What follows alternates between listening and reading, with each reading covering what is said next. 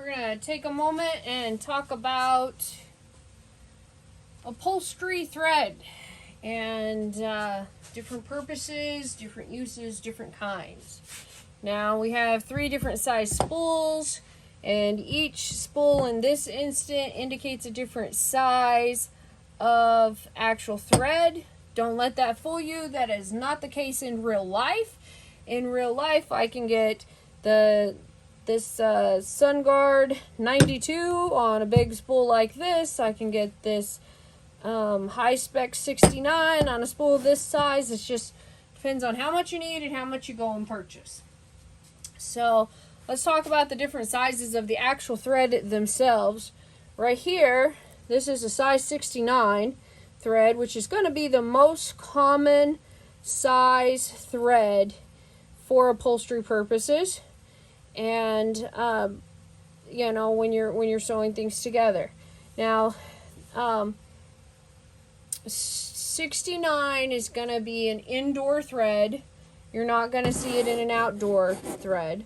And 92 SunGuard or UVR bonded polyester thread is what you're going to need for outdoor applications. Auto, boat,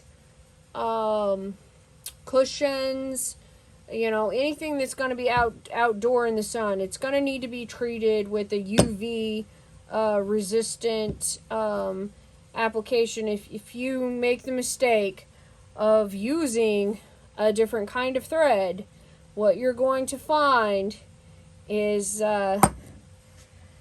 well, after about 6 months to a year, those cushions that you did for that designer are just going to fall apart, and you're going to be re-sewing them all back together again. Now over here, I have this Filtech bonded thread. This is a size 138. According to my operating manual on my Juki sewing machine, this is the largest size I should try to push through it. Although with some adjustments you can get larger thread to go through it pretty easily. But this is going to be the thread that I use for most of my leather applications, or if I have a customer that wants, let's say, some diamonds done on their seat and they want a larger, showier thread, this is what it's going to be. So that gives you a little bit of lowdown on the different specifications and uses of the different threads in the upholstery sewing machines.